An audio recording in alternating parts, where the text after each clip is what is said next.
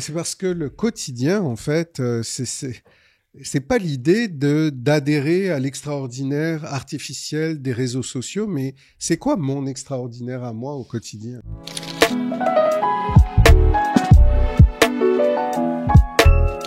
Salut tout le monde et bienvenue à Trio Psycho, épisode sur le FOMO, Fear of Missing Out, comme on dit en bon français, évidemment. Et c'est-à-dire aussi que ceux qui sont pas en train d'écouter le podcast sont en train de vivre ce même syndrome de FOMO. Tu vois, je crée de l'anxiété pour qu'on la règle. Ouais, mais C'est ma stratégie. je pense pas que c'est comme vers ce genre de stratégie-là qu'on veut aller. Par contre, si tu veux l'écouter, je te le jure, ça va t'aider.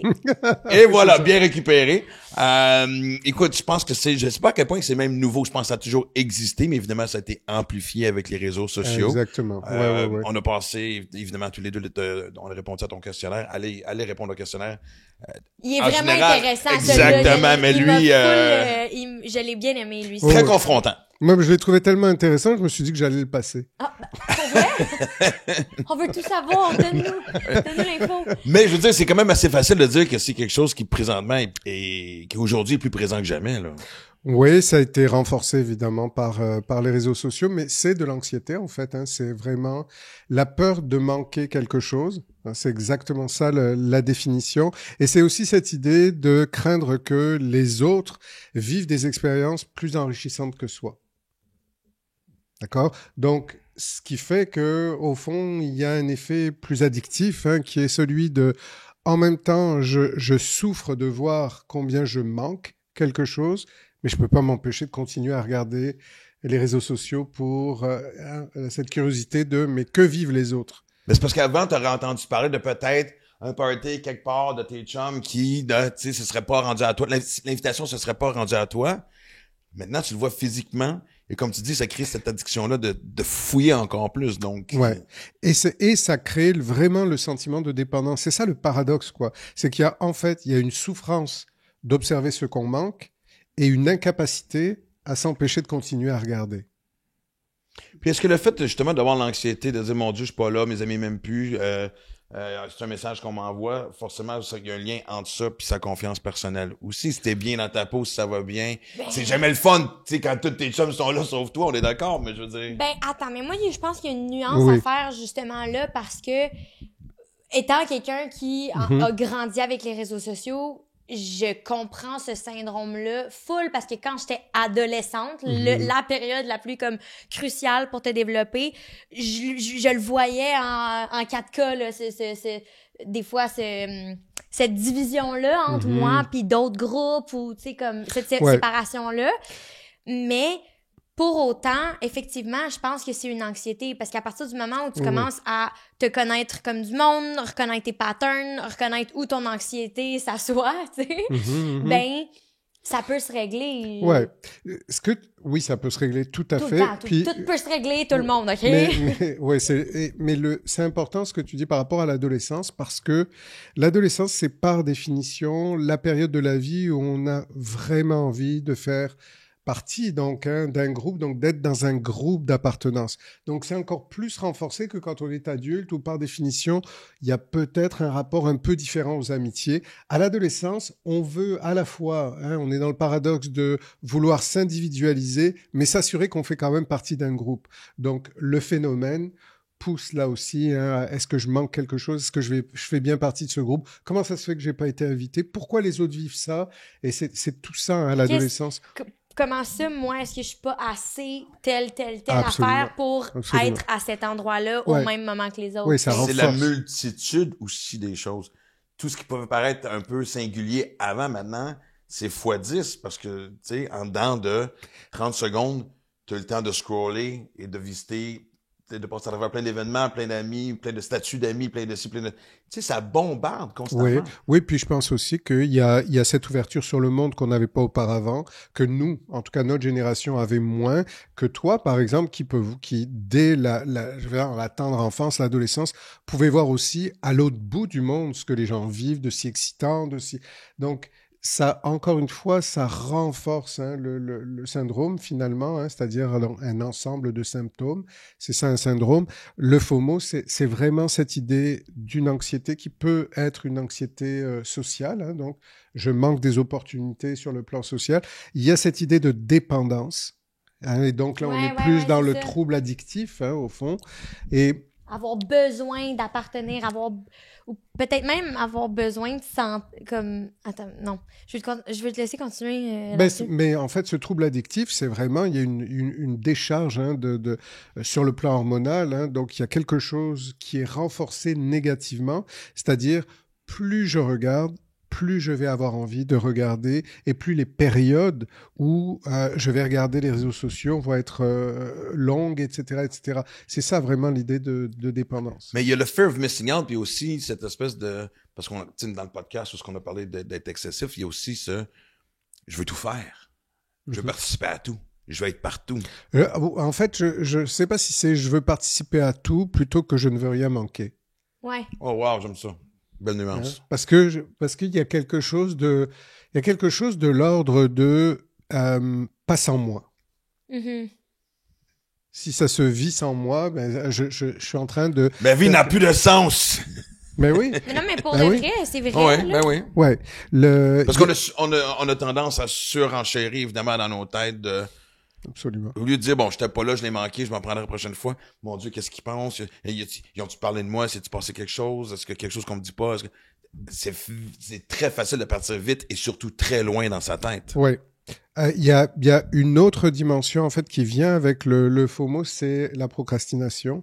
C'est-à-dire qu'on se rend compte que les gens, maintenant, c'est ce que montrent les études, les gens ne font pas ce qu'ils ont à faire de leur quotidien parce qu'ils sont tellement centrés sur le quotidien des autres, notamment en passant énormément de temps sur les réseaux sociaux. Mais il y a des gens qui laissent aller leurs activités principales. Leurs besoins, même, des fois, je dirais. Là. Et qui reportent en fait aussi ce qu'ils auraient à faire aujourd'hui. C'est ça la procrastination, c'est reporter au lendemain ce qui devrait se faire le jour même. Et les gens vont reporter en disant « Ah, j'ai passé tellement d'heures sur le... c'est pas grave, je le ferai demain. » Ou « Ah, j'ai pas envie d'aller à ce cours-là, j'irai pas, j'irai au cours de rattrapage ou j'irai... » Il y a donc de laisser aller comme ça sa propre vie, ce qui là aussi renforce ce sentiment d'insatisfaction parce que le FOMO ramène perpétuellement la personne à une insatisfaction par rapport à elle-même ou par rapport à sa vie. 100%. Vous le voyez comme ça aussi? Ben... Oui et non, parce que, tu sais, à un moment donné, il faut que tu te domptes à savoir que ce que tu regardes, c'est temporaire, dans le sens que c'est souvent des reels, c'est un montage. Tu sais, que ça a été un show, un party, la fête de quelqu'un, je veux dire, tu sais... Un peu arrangé avec le gars des vues, effectivement. Exactement, on va mettre les réseaux sociaux, principalement. Les meilleurs moments, exact. Donc, c'est sûr que l'impression de manquer la chose la plus merveilleuse au monde. T'as vu que les bons meilleurs côtés, moments. exactement. T'as pas vu l'engueulade au mariage, t'as pas vu le beau-frère puncher dedans du gaz, mais tu comprends, tu sais, c'est comme... Ben, on voit ça aussi dans les réseaux sociaux. Oui, c'est vrai, c'est peut-être pas un bon exemple, mais il y a cette espèce de... j'adore de beau-frère sous des mariages, mais joke à part, c'est que tu vois le meilleur d'une façon tellement aussi brève que, tu sais, la curiosité piquée, et comme tu dis, c'est le glamour mis d'avant, là. Ouais. Ouais, il y a une étude récemment aux États-Unis qui disait que ce phénomène, le FOMO, est vécu par presque 60% des gens. Toi, j'aurais pensé que ça aurait été même plus élevé. Et bon, en fait, ce sont souvent des questionnaires auto-rapportés. C'est comment les gens se perçoivent, mais en même temps, c'est quand même significatif. Effectivement, au-delà du chiffre, je pense que c'est probablement très élevé. Parce que je me dis en plus, tu sais, c'est pas demain qu'on va voir la fin des réseaux sociaux. Ils s'en créent même des nouveaux à chaque année, donc on n'arrête pas de parler de dépendance aux réseaux sociaux, etc. Mais ça serait quoi justement un mécanisme de défense pour être capable de se ramener à cette espèce de « OK, regarde, oui, j'ai menti. » OK, ben c'est exactement là que je m'en allais. Puis si je me base sur mon expérience personnelle, comme j'ai dit au secondaire, j'étais super gros là-dedans, surtout que j'avais un gros manque de confiance en moi, fait qu'on dirait que je me fiais tout le temps à cette dépendance-là de comme, OK, je confirme que mon manque de confiance est réel parce que je suis pas invitée là puis les gens me veulent pas tu sais. Par contre, chose que j'ai discuté dans le dictionnaire, dans le questionnaire que je ramène ici, c'est que, tu sais, moi à cette heure, si tu ne me veux pas là, je te garantis que moi non plus, j'ai pas envie d'être là. C'est peut-être plus là qu'il faut travailler, tu sais, ou du moins que comme j'ai dit, moi, je travaille à cet endroit-là. Mais ce que tu dis, c'est que c'est complexe à la fois, parce que Ben oui. parfois, c'est plus l'idée de ne pas avoir été invité que celle d'avoir envie d'y être. Tu comprends ce que je veux dire? C'est que j'aurais pas pensé à y aller jusqu'à temps que je me rends compte que j'y étais pas. Et au fond, au final, même si on m'avait invité, j'y serais probablement pas allé parce que ça m'intéresse pas tant que ça. Mais ce qui compte plus, c'est que j'avais envie d'être invité. J'avais envie de sentir qu'on me veut. Pour qui tu te prends de pas me donner le luxe de te dire non? C'est de sentir que tu es choisi, de sentir que tu es sollicité. Et ça revient vraiment à du narcissisme, en fait. Ben, c'est ça que je m'en allais dire. Tu sais, ben, je pense que je rapporte plus ça au travail de perception, tu sais. La perception est extrêmement importante dans ça parce que, tu viens de le dire, c'est comme une illusion d'optique, tu sais. C'est comme... C'est même pas sincèrement quelque chose que, en dedans de moi, j'avais envie de faire ou de participer à. Mais j'avais juste envie de sentir d'être inclus. Ben, moi, ce que je dirais ou la question que je me poserais, c'est est-ce que ces personnes-là sont sincèrement des personnes avec qui j'ai envie de bâtir quelque chose? Tu sais, si je suis pas pour être invitée ou inclus ou avoir justement ce sentiment d'appartenance-là avec mon groupe d'amis, ben peut-être que dans le fond, il faut que je me pose d'autres questions, tu sais? Ouais, mais au fond, tu sais, je ramènerais ça exactement à combien j'ai de personnes qui me suivent, donc plus le nombre est élevé, plus je suis aimé. C'est ça l'équation radicale de base que les gens font. Ouais. C'est si je suis très invité, très sollicité par toutes sortes d'événements, même si je dis non, c'est que je dois être une personne qu'on veut côtoyer, que je dois être quelqu'un. Donc, et le problème, c'est exactement ça, c'est que les gens attribuent leur valeur par des validations externes, au lieu de s'auto-valider intérieurement. C'est-à-dire un peu peut-être superficiel, parce qu'on sait tous qu'on a énormément de gens sur nos réseaux sociaux qu'on a acceptés à qui on parle jamais. De toute façon, puis c'est surtout, ça dénote une estime de soi déficiente. Parce que si c'est l'extérieur qui me dit et qui me dicte ma valeur, ça veut dire donc que je doute de ma valeur intérieurement. Donc, je dois travailler sur qui je suis. Absolument. Et décrocher, un peu comme tu le dis, ultimement, la réponse que tu apportes, c'est celle qu'il faudrait avoir, c'est de se dire, je suis pas invité, c'est bien normal. Des fois, je vais l'être, des fois, je le serai pas. Et puis, si je ne suis pas invité, probablement que moi non plus, en fait, j'ai peut-être pas envie d'être là si on n'a pas envie de m'inviter. Ou ça pourrait être de se dire de façon très équilibrée, tiens, je suis un peu déçu ou je suis même très déçu parce que j'aurais voulu participer à cet événement-là. Mais ça ne peut pas être systématiquement comme ça. Il faut que ce soit nuancé. Il y a deux choses qui me viennent en tête avec ce que tu viens de dire, puis c'est que... J'arrête pas d'oublier mes idées. C'est pas grave. Non, mais parce que c'est vraiment un sujet... Je suis sûr que ça va revenir, tout ça. C'est vraiment un sujet qui me touche parce que, comme j'ai dit, ça... Genre... La FOMO résonne vraiment avec moi pendant longtemps, pendant mon secondaire, là. Je me suis sentie vraiment affectée par ce fameux syndrome-là, qu'on pourrait dire. Puis c'est que il y a une affaire, un dénominateur commun que je me suis rendu compte, puis c'est qu'à chaque fois que j'ai fait une activité, juste pour que j'étais juste contente de me faire inviter, je reviens tout le temps à l'écoute de moi, puis je me suis jamais sentie tant... Tu sais, j'ai pas reçu autant d'énergie que j'en ai dépensé. C'est parce que on n'est pas dans la même disposition et dans la même gratification quand on ne choisit pas, mais quand on est choisi.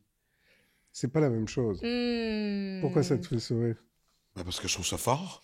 OK, non, mais ça m'intéresse de voir ce à quoi ça te fait penser. Mais c'est ça, oui. Je crois vraiment que je le vois comme ça aussi. Mais clairement, mais c'est ce que j'aime. Je trouve que c'est une phrase que les gens, honnêtement, si on était un livre, il faudrait la souligner en jaune. Mais ça revenait un peu à ce que je disais tantôt. C'est pas dit aujourd'hui que ça va arrêter, les réseaux sociaux, puis d'être bombardé par autant d'informations puis d'événements. Puis... Alors, c'est quoi une espèce de mécanisme de défense pour être capable d'avoir ce petit recul-là 2 secondes? Parce que, tu sais, on le sait à quelque part. Parce que vous savez ce qui me fascine toujours. Moi-même qui me dis... Je regarde pas tant que ça les réseaux sociaux. Exact. Non, mais sérieusement, je le sais qu'à un moment donné, je me suis fait surprendre à juste dire, tu sais, à soir, je me couche de bonne heure, je me mets au lit à 9h30 en disant que je vais regarder un peu mes réseaux sociaux. Après ça, je vais lire. T'es Sans tombé. se cacher, il est 11h15, je suis encore sur TikTok en train de regarder des vidéos complètement insignifiantes, de scroller d'un bout, juste d'embarquer dans. Fait qu'imagine toute l'information de ce que j'ai absorbé qui peuvent être, tu sais, justement une source d'anxiété par rapport à voici ce que je veux, ce que j'ai pas, ou ce que je voudrais être, mon Dieu, ce que, tu sais, donc Ouais. il y a une désintox à faire pour s'aider, là. Ou une redirection des intentions. Encore une fois, je ramène à un truc que moi, je me suis donné, puis c'est, OK, ben si je me sens autant désemparée de pas être avec un certain groupe de personnes à un certain événement, qu'est-ce que ça dit de moi?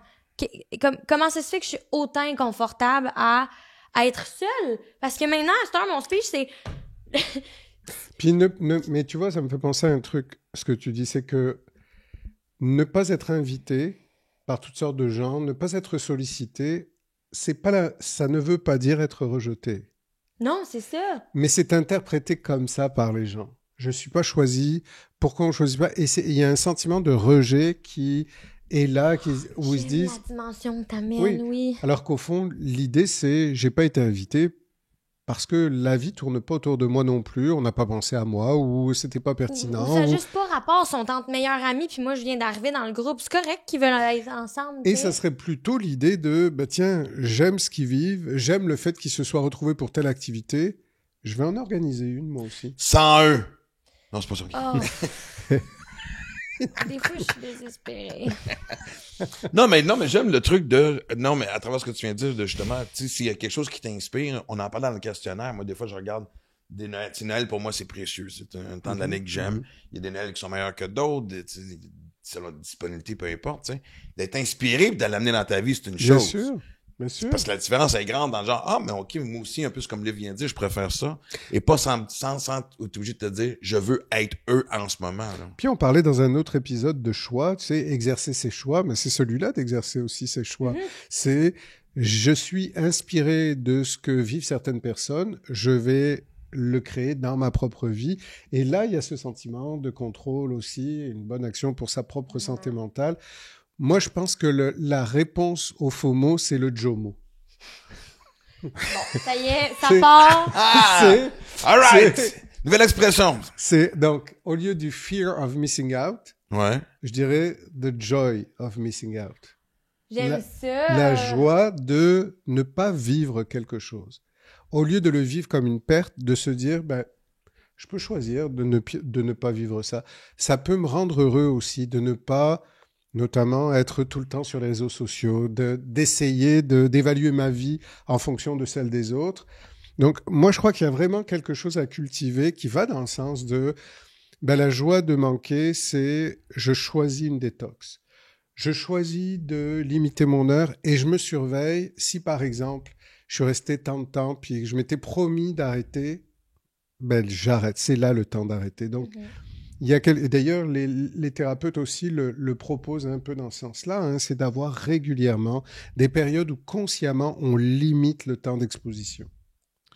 Mais il y a quelque chose que j'ai adoré tantôt quand tu as dit de prendre conscience que la vie ne tourne pas autour de nous. Puis c'est pas forcément que, tu sais, je veux dire, on a tous un petit côté narcissique, certains plus développés que d'autres, mais les réseaux sociaux nous poussent vers ça parce que voici ma story, voici ma, tu sais, dès qu'il se passe quelque chose, c'est comme une espèce de compétition aussi. Mais, wow! Mais tu sais, de prendre conscience que, tant mieux si je partage un moment sur les réseaux qui attire l'attention de certains gens, mais qui ne regardent pas le nombre de likes et de ci et de ça, mais tu sais, comment on fait pour trouver le plaisir de juste partager sans attente, d'accepter que du monde a eu du plaisir sans que moi j'y ai participé? Ouais, je pense que c'est l'intention du départ qui va déterminer en fait le résultat. C'est-à-dire que... Ou la rationalisation, tu sais. C'est-à-dire? J'ai tellement aimé comment tu l'as dit. C'est tellement un mot, tu sais, pour la rationalisation pour un psy, c'est vraiment un sacré mot. On a vu quand même. On va valider. Je veux tout savoir. Moi, j'ai commencé. Parle-moi, Olivia. Non, mais pour de vrai, c'est la rationalisation de... La première phrase qu'on a instaurée dans le podcast, c'est « Hey, ça me tentait même pas d'y aller à base. » Comme, je me crée une illusion d'optique, c'est un de mes nouveaux mots aussi. Une envie, ouais, c'est ça, une fausse envie. J'avais envie d'être tout seul chez nous, puis de penser à moi, puis de prendre soin de moi. Pourquoi est-ce que je m'inventerais une histoire où Tu sais, que je me rajouterais un degré de problématique en disant comme oh ben là j'ai même pas été invitée quand initialement mon choix de base était de prendre soin de moi. Tu sais, c'est comme toujours se ramener un peu à la rationalisation de comme hey, OK, c'est correct que je me sois sentie un peu rejet. Ben si je me sens rejet, qu'est-ce que je pourrais faire? Est-ce que je pourrais les texter, faire comme j'aurais full voulu être là. Ce serait beaucoup plus sain. C'est sûr que si on identifie un manque, à ce moment-là, l'idée c'est que veut dire ce manque et comment faire pour l'apaiser, quoi. En fait, ça serait ça, plus que de rester passivement devant un écran qui nous dit perpétuellement qu'on fait pas partie de la game. Ouais. Ou même de se dire, de soulever la problématique que comme, hey, ça fait une couple de fois, moi, que je me fais pas inviter à quelque part puis que je me sens pas vraiment appréciée à ma juste valeur par X personnes. Qu'est-ce que j'en fais de ça? Est-ce que j'ai envie de les garder dans ma vie ou je me sens vraiment comme pas considérée? Pourquoi je les voudrais dans ma vie dans ce cas-là, tu sais? En fait, c'est que moi, je pense que le FOMO, ça peut devenir un bel outil si ça devient une boussole intérieure. C'est-à-dire vraiment quelque chose qui te permet d'évaluer où est-ce que je suis là. Est-ce que je commence à souffrir régulièrement de pas faire partie de ci, pas faire. Est-ce que je passe de plus en plus de temps? Est-ce que au fond, je suis pas en train de vivre un peu d'isolement? Est-ce que, etc., etc. Et à ce moment-là, de se dire, qu'est-ce que je ressens par rapport à ça, en fait? Est-ce que c'est un moment de plus grande solitude dans ma vie, de plus grande tristesse ou de remise en question nécessaire? Peut-être que je suis pas assez stimulé, peut-être que... Et ça serait ça l'idée, la bonne utilisation d'eux, en fait. Ouais. Mais est-ce que Livière a souligné aussi le truc de pas être là, finalement, c'est-tu un endroit où je veux être? C'est-tu des gens aussi? On dirait que il peut y avoir un juste milieu, je veux dire. T'es pas obligé d'avoir juste des amis avec qui t'es là tout le temps, mais tu sais, on est là en train de dire, mais s'ils veulent pas de moi, je veux pas d'eux, mais il y a peut-être une affaire de, il y a plusieurs degrés de relation d'amitié aussi, là. Oui, mais c'est aussi des gens qu'on connaît pas la plupart du temps. Je veux dire, c'est pas y a que, aussi cette option-là, tu sais, c'est toutes vrai. sortes tu vois toutes sortes d'événements, en fait, sur les réseaux sociaux qui sont, des gens qui n'ont rien à voir avec ta vie, Exact. Donc, genre des affaires on voit des, tu sais, les gens avec plein de chars qui voyagent, t'es connais pas nécessairement, tu le vois passer sur un compte X, Y, Z, mais c'est même pas, tu sais, c'est même pas tangible, t'es juste comme, moi aussi j'aimerais ça avoir un bateau. Moi aussi j'aimerais ça être invité sur les bateaux de gens au Mexique, tu sais, tu comprends? Mais c'est pas nouveau non plus, le FOMO. C'est pas, parce qu'on parle des réseaux sociaux depuis tantôt, mais. Je pense que ça l'a potentialisé, ça l'a augmenté. Ça, c'est clair. Ouais, C'est évidence, mais je veux dire. Ouais. C'est sûr que je me suis moi-même ticu. Mais tu vivais, si tout le monde avait été jouer au hockey dehors là, un samedi après-midi, puis on t'avait pas appelé, tu comprends-tu? T'étais confronté à ça aussi, là, tu sais. Mais ce que j'aime aussi, juste, tu sais, question aussi un peu de baisser, peut-être pas l'ardeur des gens, là, mais tu sais, ça se peut qu'on t'ait juste oublié aussi. Tu comprends-tu? Des fois, c'est on revient pas toujours pas juste sur nous, tu sais, qu'est-ce que tu disais tantôt, c'est vrai que c'est ça, c'est comme se détacher un peu. Mais pas tout prendre personnel. Ouais, c'est ça. Ouais, et puis au fond, hein, c'est... je crois vraiment que ça part souvent d'un manque ou vraiment d'une projection dans une vie qui est totalement artificielle et qui est pas du tout la nôtre, quoi, en fait. Et plus il y a un décalage entre ma réalité dans mon quotidien et celle des gens que j'observe sur les réseaux sociaux, plus je vais être en souffrance. Si je passe mon temps à regarder des vies de gens très connus ou de gens très en moyen ou de montages qui sont complètement artificiels sur les réseaux sociaux et qui ils font miroiter une vie extraordinaire, exceptionnelle, c'est évident que de me lever le matin à 6 heures du matin au froid pour aller prendre mon autobus pour aller travailler, c'est sûr que ça... Expérience vécue, moi. Oui, exactement. Mais non, mais je pense que les gens à ce moment-là peuvent tomber dans « mais c'est trop dur, c'est difficile, pourquoi je vis ça, etc., etc. » au lieu de ramener les choses à « est-ce que c'est la vie que je veux ?»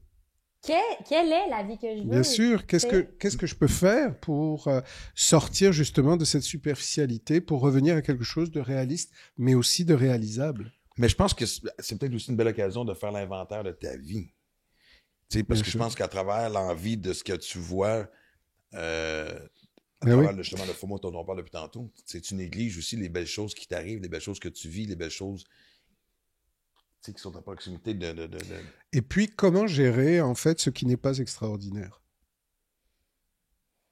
Comment gérer ce qui n'est pas exceptionnel? Ce que tu vois, c'est pas 24 heures sur 24, 365 jours par année. Ben, c'est parce que le quotidien, en fait, c'est pas l'idée d'adhérer à l'extraordinaire artificiel des réseaux sociaux, mais c'est quoi mon extraordinaire à moi au quotidien? Ouais, ben, je pense que qu'est-ce que tu disais par rapport à la boussole, c'est un peu ça. C'est Ouais. comme, justement, si, admettons, je vois quelqu'un qui vit quelque chose que j'aimerais vraiment vivre, OK, ben, à place de me dire, chose négative, fill the blank négatif, tu te dis, OK, ben, qu'est-ce que je pourrais faire pour acquérir soit cette compétence-là ou, tu sais, comme, faire en sorte d'avoir cet objet-là ou, tu sais, comme, quelle discussion est-ce que je pourrais avoir avec quelle personne pour avoir une connexion avec elle ou comme être sur la même longueur d'onde. Ouais.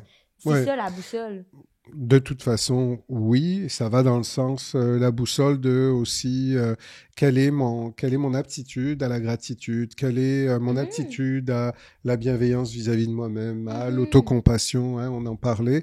La gratitude, c'est vraiment cette idée d'aller chercher dans les petits bonheurs quotidiens une énergie qui apaise, une énergie qui rassure, une énergie qui calme.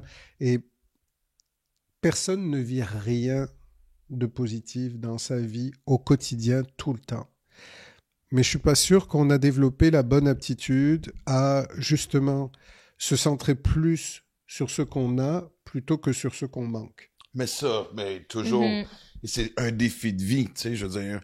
Moi, j'ai souvent remarqué que justement, les périodes un peu plus difficiles dans ma vie, c'est quand je m'éloignais de ma gratitude. Je regarde juste au niveau projet, tu sais. J'ai l'impression que dès que tu prends certaines choses dans ta vie pour acquis, que la vie va t'enlever, comme si tu envoies un message, tu le veux-tu vraiment, donc je vais l'enlever. Et l'autre chose aussi, à travers ce qu'on voit, qui a de l'air excitant et glamour, pour reprendre encore une fois cette expression-là, tu te poses même pas la question si c'est quelque chose que tu aurais vraiment envie de vivre. Et si ça s'applique à te rendre bonheur, à te rendre heureux toi-même, il y a des questions à se poser. Illusion d'optique. Moi, c'est vraiment... Je te jure, je l'adore! Illusion d'optique, prisme... Réflexe, j'en ai toutes, j'en ai plein. J'ai un lexique bien intéressant pour vous en santé mentale. Un jour, on devrait se faire un petit dictionnaire du trio psycho. Pour de vrai, oui. Fun. Ben oui, avec J'aimerais des mots... ça. Mais je pense que cette idée, en fait, du FOMO, c'est important que les gens le voient vraiment comme la même chose que les troubles addictifs. D'ailleurs, ça réfère exactement au niveau du cerveau aux mêmes décharges hormonales. C'est le même principe. C'est vraiment du renforcement. Ça, c'est fou, hein? Oui, c'est vraiment fascinant. Puis, c'est quelque chose qu'on a montré en neuropsy.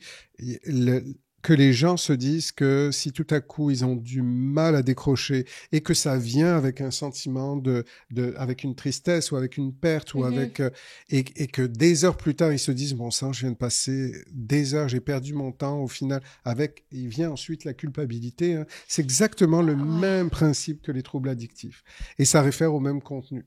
Donc, c'est vraiment une désintox à concevoir.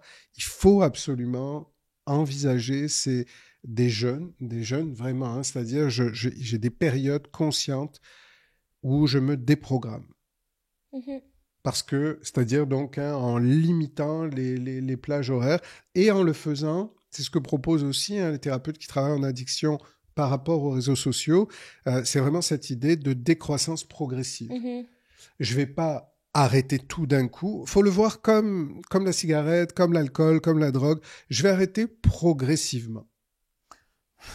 Pour me désensibiliser, quoi, c'est ça. Mais non, mais je suis entièrement d'accord. Mais quand est-ce qu'on prend conscience que le problème, on a une perte de contrôle sur le problème? Je pense qu'à partir du moment où on est investi dans une durée de temps qui est vraiment significative dans la journée, tous les jours, avec cette idée du manque aussi, hein, comme dans une addiction. Si je regarde pas mon téléphone, si je consulte pas les réseaux sociaux, au bout d'un moment, je ne suis pas bien. Ça fait monter une anxiété, voire une angoisse, quelque chose qui fait en sorte que il faut absolument que j'y aille. Je ne peux pas m'empêcher. Si on m'empêche, ou si je suis empêché, c'est dramatique. Mais c'est ça que j'allais dire, que j'allais dire. C'est à partir du moment où tes besoins puis tes désirs sont mis de côté. Secondaire, pour... tout à exact. fait. Tout à c'est fait. vraiment ça. Si je me rappelle de mon expérience à moi, c'est qu'à un moment donné, j'ai fait genre, OK, mais c'est qui j'essaye de rendre heureuse, là? Tu sais? C'est qui? C'est pour qui je la vis, ma vie?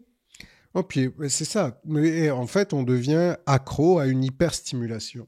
Oui, c'est vrai, c'est ça. Hein? Donc, effectivement, puisqu'on est dans quelque chose de suractivé, ben, dès qu'on perd cette activation-là, on est comme un peu déprimé, moins d'intérêt, etc., Ouais. etc. C'est ce qui est difficile aussi, c'est à l'époque, dans notre temps, quelqu'un organisait quelque chose, t'appelais les gens, t'es arrivé l'Internet, on envoyait des courriels et tout. Maintenant. Ce que je viens d'avoir un flash, un party, que c'est genre, t'envoies des emails! Ben oui, hey, samedi, épluchette de blé d'Inde, et il y avait des petits messages. C'est C'était beau! comme ça. Parce que les textos, à un moment donné, les textos, c'était chiant. Les premières fois, il fallait que tu fasses 3x5, 2x4, c'était long, là, on s'entend. Mais maintenant, tout passe tellement par les réseaux sociaux. Tu organises justement la fête de quelqu'un, il y a un rassemblement. Les groupes Facebook, là. Exactement. Hey, ta ligue de hockey, tu comprends ce que je veux dire? C'est le point rassembleur et efficace pour toucher le plus de monde possible. Et c'est ça qui rend difficile, justement, de pas avoir ce réflexe-là et ce retour constant à... Ouais.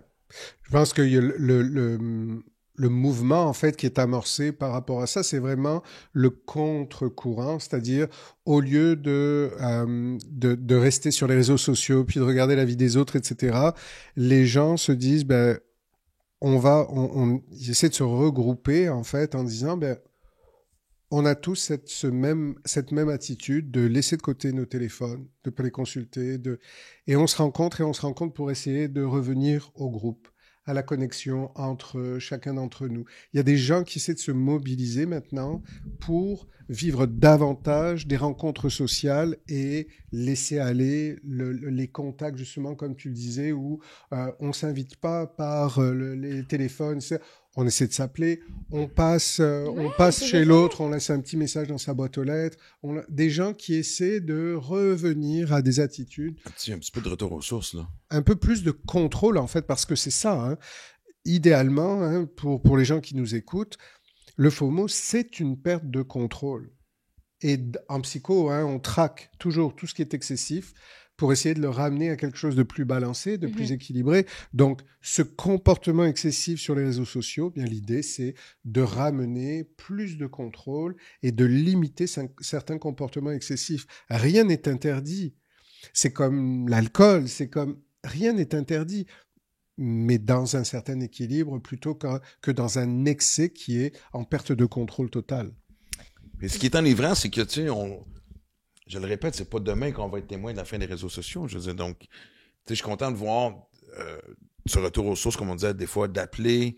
Tu sais, nous autres, on en rit souvent. C'est genre, je suis occupé, texte-moi, mes chums, même chose. Moi, mes chums disent tout le temps, t'es la personne qui appelle le plus. Mais oui!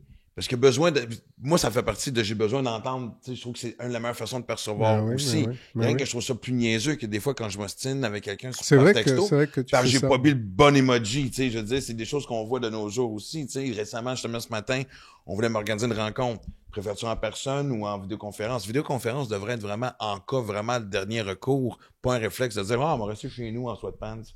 On va mettre un top clean, on va être correct. Donc, je suis content de voir qu'un mouvement.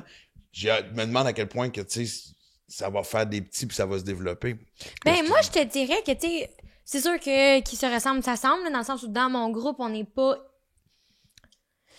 ben, à part pour mon travail, mettons, quand je dois être super connectée, mais on n'est pas hyper connecté. Comme quand on est en vrai, on fait un effort, genre, Conscient. Ouais, un effort conscient. J'ai le bon premier bout de mots, mais conscient de... Bienvenue à Truc Psycho, où tout commence par un bon bout de mots. Ouais, c'est ça. J'avais les 3 premières lettres, mais non, c'est ça. C'est un effort conscient de laisser notre téléphone de côté. Tu sais, de pas non plus... Tu sais, notre but, c'est pas de montrer qu'est-ce qu'on a fait à tout le monde. Il y a aussi ça. Il y a l'inverse aussi, tu sais, qu'il y a beaucoup de gens dans ces groupes-là où tu te fais pas inviter des fois qui ont pas les valeurs aux bonnes places, eux de base aussi, puis qui font juste promouvoir quelque chose de superficiel, puis que t'as pas envie de te retrouver avec du monde juste complètement superficiel qui mettent cette story-là pour se sentir plus vivant. Tu sais, il y a ça aussi qu'il faut qu'on se rappelle, il y a l'inverse. Ouais. C'est vrai que c'est le complément, hein, finalement, c'est un peu le miroir du FOMO, c'est l'idée de regarder tout ce que je vis. Et regarder tout ce que je vis d'intéressant. Donc, c'est l'inverse. Les gens qui sont perpétuellement à mettre leur vie sur les réseaux sociaux pour dire ben voici. Et là aussi, hein, il y a encore une fois quand c'est excessif, quand ça. Et je pense que c'est différent quand c'est un métier, par exemple. Oui, c'est différent, mais moi, je trouve que la ligne est pas... Dans le sens où c'est... Même Quelqu'un si qui c'est... vit de ça, quelqu'un par exemple qui est beaucoup sur les réseaux sociaux parce que c'est quelqu'un dont le métier c'est de voyager et puis d'avoir toutes sortes de commandites sur. Bon là c'est peut-être différent quand c'est un métier, mais c'est la façon dont c'est vécu qui va faire la différence. Mais moi, tu vois, je me suis souvent posé la question. C'est une retraite Tu vois, officielle. attends, faut vraiment... faut que je me rappelle, c'est par rapport à la job, justement. Et par rapport aussi à la façon dont c'est vécu. C'est-à-dire que ça peut être vécu de façon très saine. Mais non, mais j'ai full quelque chose à répliquer. C'est juste Vas-y, tu vas te vas-y. rappeler de ce que tu as Ouais. dit? OK, parfait. Parce que par rapport à ma job, je vais un peu... Ben, pas te contredire, mais genre mettre un bémol, c'est que moi, je suis quelqu'un qui a travaillé énormément sur sa perception de justement... tu sais, c'est pas parce que moi, je fais des réseaux sociaux que j'ai pas eu le FOMO par rapport à d'autres vies puis d'autres gens, tu sais. Puis j'ai travaillé très, très fort pour justement comprendre tout ce qu'on est en train de parler d'eux, mais il y a beaucoup de monde dans mon milieu qui tu sais ce que je viens de dire par rapport aux intentions, qui vivent sur « Hey, j'ai envie de montrer au monde. » C'est pour ça que je te dis, c'est la façon dont c'est vécu. Ça peut être très bien vécu et vraiment pris comme un métier et avoir des balises, des règles et puis être capable de décrocher.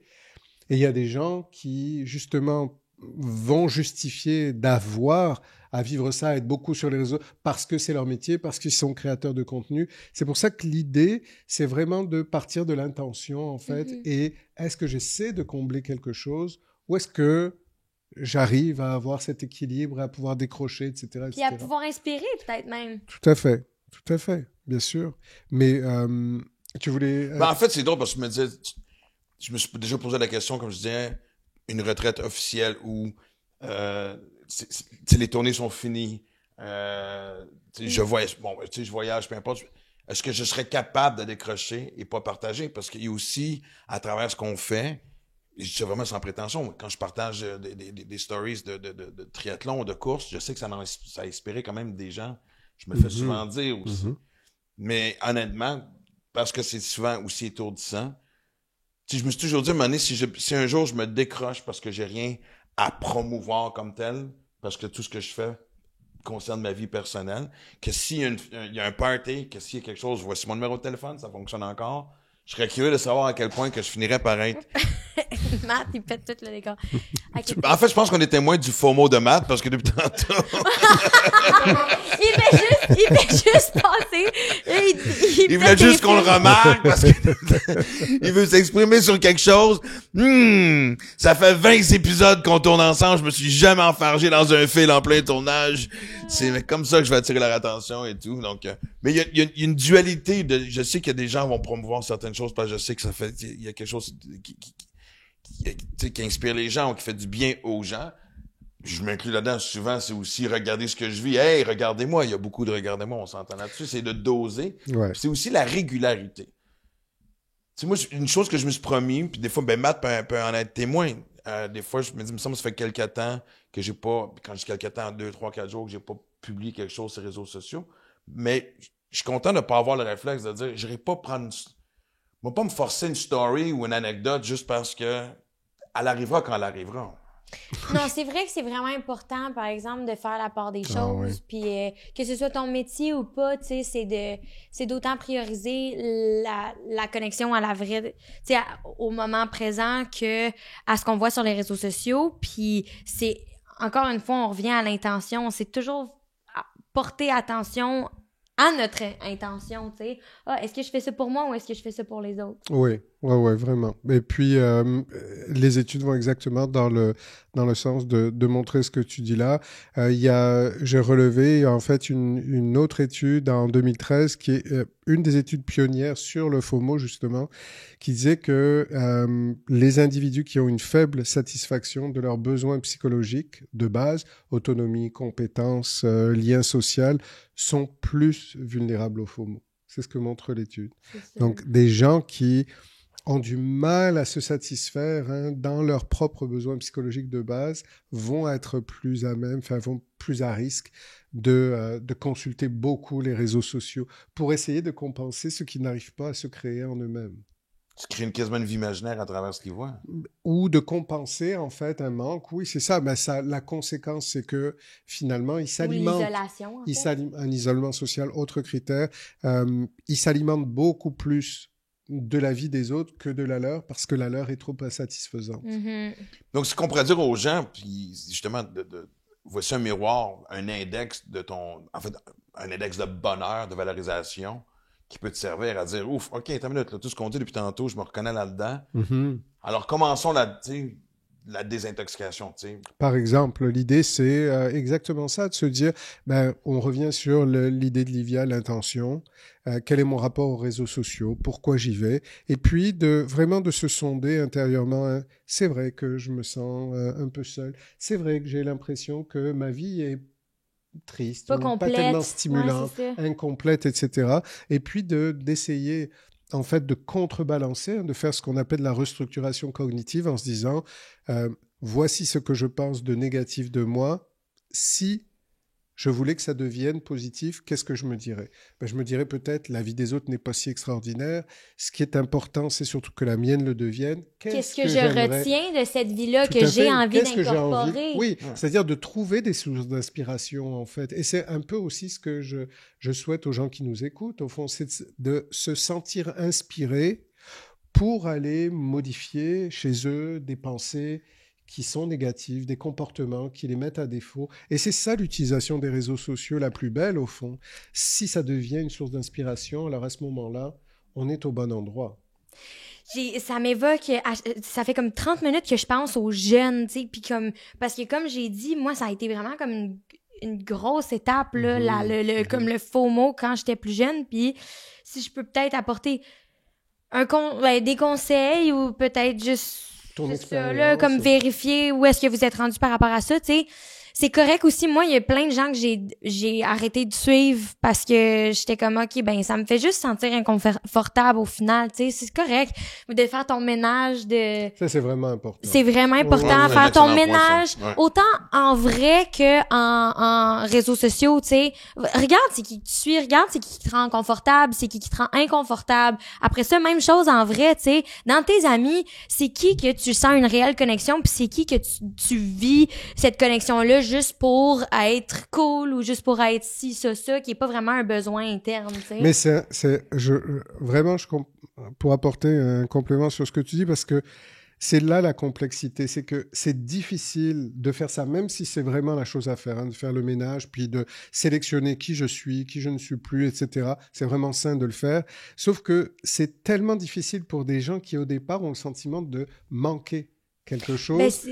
Comme tu l'as dit, c'est addictif, on vous le donne. Puis encore une fois, tu sais, c'est tout le temps facile de parler j'ai l'air de parler de ça puis comme que ce soit super facile, mais fut un temps où ce manque-là, littéralement, comme c'est comme addictif, hormonal. Genre, je le sentais, j'étais toute seule chez nous, puis j'étais inconfortable. Là, je pouvais sentir un gros vide, des grosses contractions, tu sais, au niveau du chest. Genre, je faisais de l'anxiété par rapport à ça.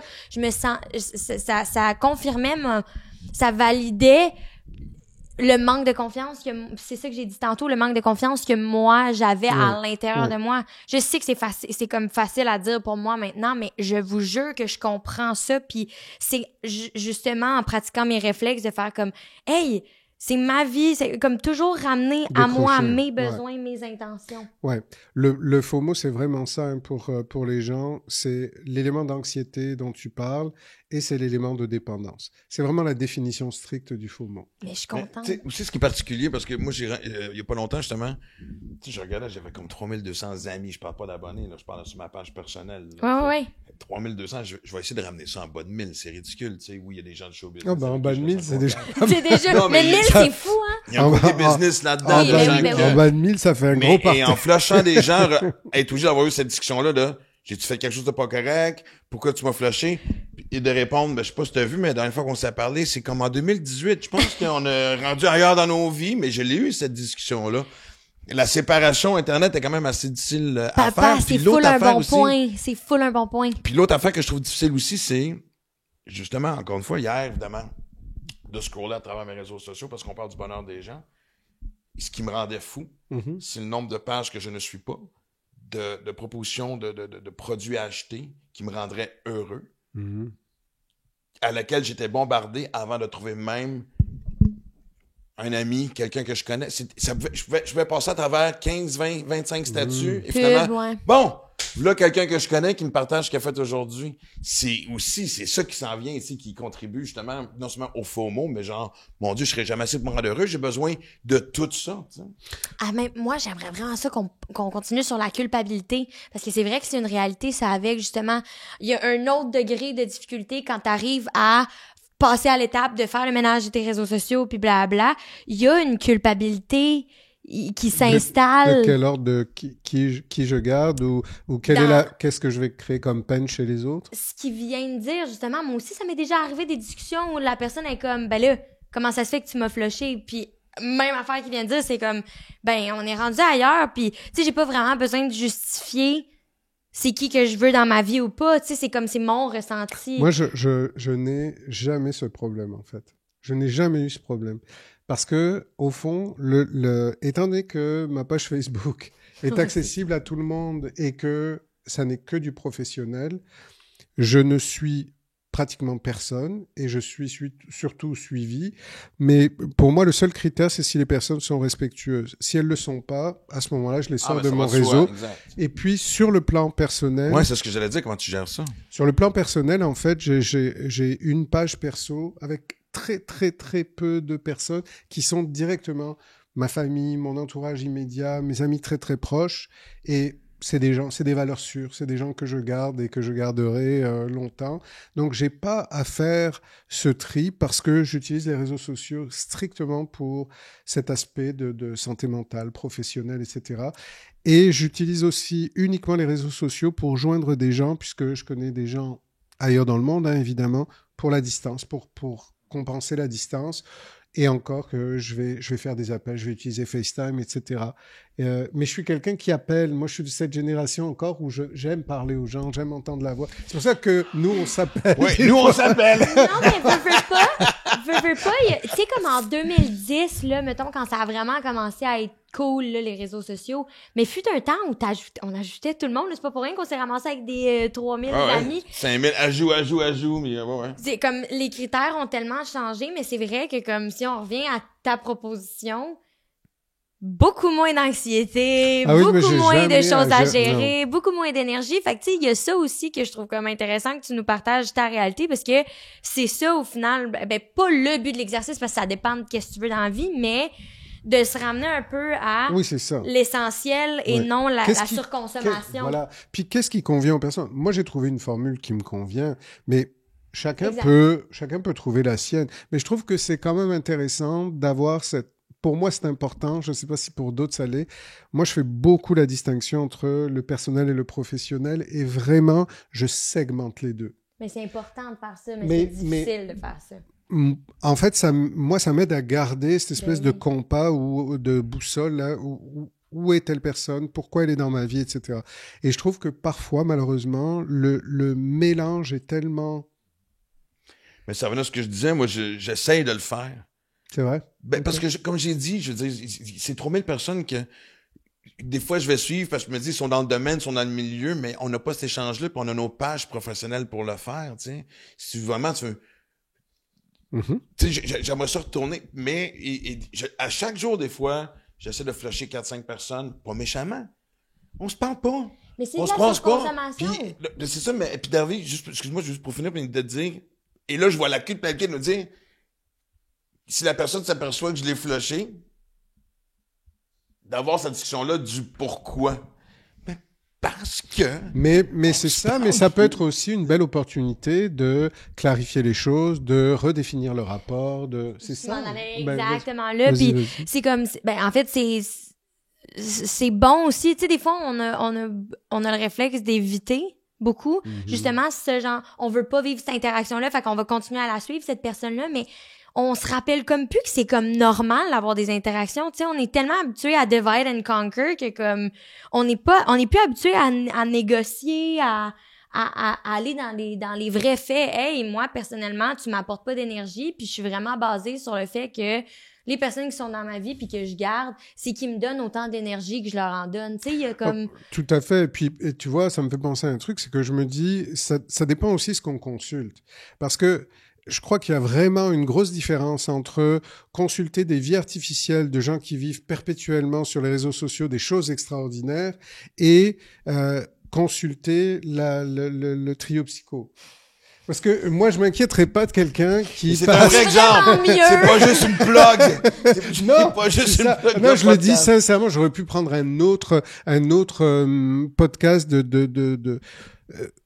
si ça vous apporte quelque chose, si ça vous aide à vous équilibrer, si ça vous donne des idées sur comment avoir une vie plus douce, plus belle avec vous-même, et une vie qui correspond aussi à un projet de vie que vous avez pour vous-même, mais bravo.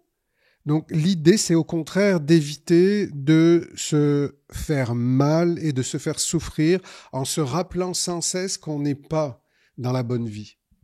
C'est ça l'idée. Ouais, ça nous déconcentre en fait du point initial de qu'est-ce que je veux sincèrement. Qu'est-ce que je construis? Vers où je vais dans ma vie? C'est quoi mon projet de vie? 100%. Qu'est-ce que je veux atteindre? De qui je veux être entouré? C'est impossible que mon groupe d'amis soit un groupe de 3000 personnes.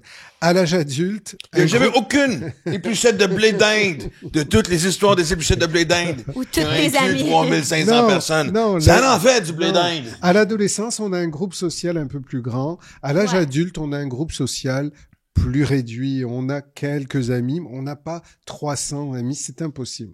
Donc, il y a quelque chose à rebalancer, à restabiliser. Puis l'idée, c'est de se centrer sur soi, mais de la bonne façon, justement.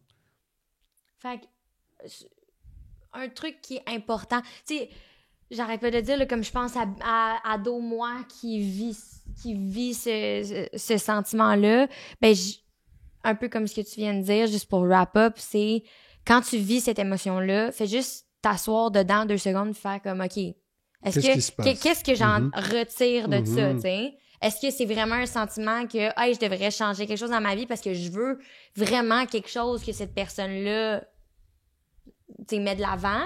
Ou est-ce que, dans ce cas-là, je devrais me séparer de cette chose-là parce que ça m'enlève de l'énergie? Exactement, t'sais? Oui, c'est ça. Si on regarde, par exemple, on suit des artistes qui nous inspirent pour relancer sa fibre créative, pour être stimulé, pour se dire « Ah, moi aussi, tiens, j'aurais plutôt fait ça comme ça. » Puis là, ça va, on est dans quelque chose qui est, au contraire, très stimulant et on est dans sa pulsion de vie.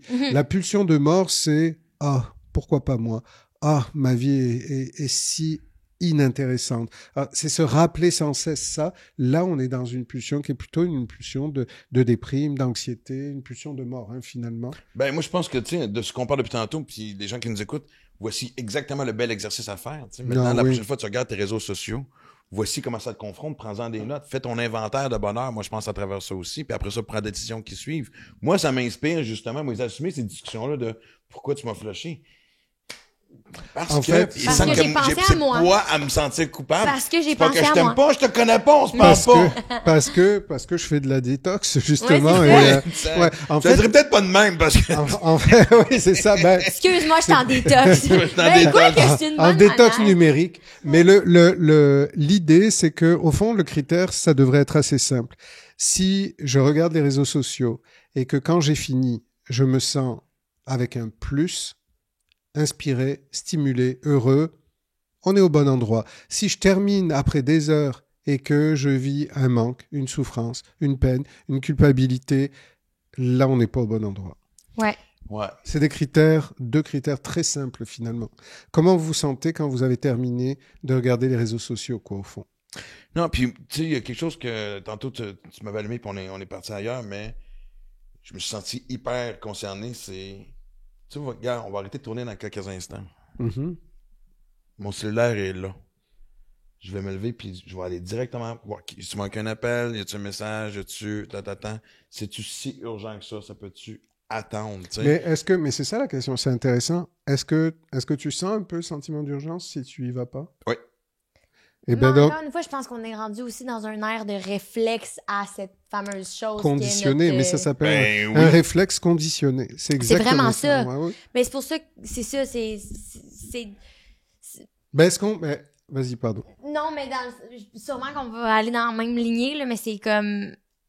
Même que, genre, je généraliserais à, genre, le but de tous les exercices puis les sujets qu'on vous donne depuis le début, c'est ça, c'est de se ramener à, comme, quand tu vis quelque chose, d'avoir la conscience de faire comme « Oh, je peux soutirer de l'information de cette dite situation-là. » Comme tu l'as fait là, finalement, c'est-à-dire... Mais c'est ça. Mais il y a un piège aussi là-dedans, parce que moi, je suis un maniaque de sport.